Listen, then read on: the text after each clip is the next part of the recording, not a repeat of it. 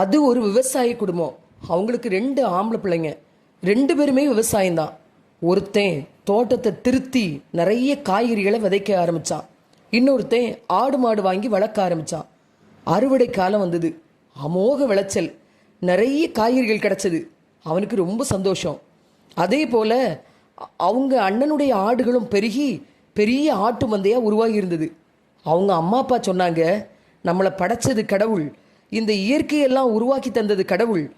நீ விதைய வேணா விதைச்சிருக்கலாம், தண்ணி பாய்ச்சிருக்கலாம், ஆனால் இவ்வளவு விளைச்சலுக்கு காரணம் கடவுள் தான்.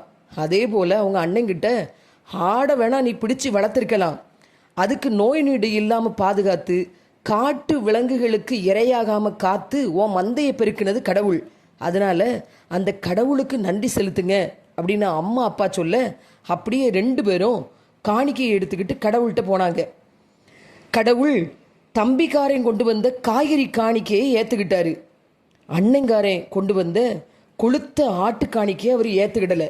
அதனால அவனுக்கு காணிக்கையை ஏற்றுக்கிடாத கடவுள் மேலே கோபம் வரல. யாருடைய காணிக்கையை ஏற்றுக்கிட்டாரோ அந்த தம்பி மேலே கோபம் வந்தது. அந்த கோபம் ஒரு பகையாக அவனுக்குள்ள வளர்ந்தது. மனசில் குரூரமாக மாற ஆரம்பிச்சது. நம்மளை அண்ணன் பகைக்கிறான் அப்படின்னு தெரியாத தம்பி நல்ல விதமாக அண்ணங்கிட்ட பேசிக்கிட்டு இருக்கான்.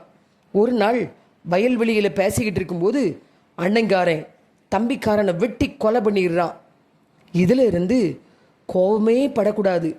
கோபம் நமக்குள்ளே இருந்ததுன்னா அது நம்மளை கொலை செய்கிற அளவுக்கு கொண்டு வந்து விட்டுரும் அப்படின்னு என் பிள்ளைகிட்ட சொல்லிட்டு, இந்த கதையிலிருந்து உனக்கு என்ன புரியுது அப்படின்னு கேட்டேன்.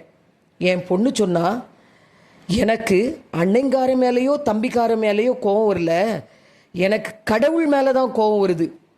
தம்பிக்காரன் காணிக்கையை மட்டும் ஏற்றுக்கிட்டு அண்ணங்காரனுடைய காணிக்கையை ஏற்றுக்கிடாத கடவுள் மேலே கோபம் வருது. அண்ணனுக்கும் தம்பிக்கும் இடையில ஒரு பெரிய பிரிவினையை உண்டாக்கி அண்ணங்காரனை கொலை செய்கிற அளவுக்கு கொண்டு வந்து விட்ட அந்த கடவுள் தான் முதல் குற்றவாளி அப்படின்னு சொன்னான். கதை சொல்ல தெரிஞ்ச எனக்கு இதுக்கு பதில் சொல்ல தெரியல. பதில் தெரிஞ்சவங்க கட்டாயமாக கமெண்ட்டில் பதிலை சொல்லுங்கள்.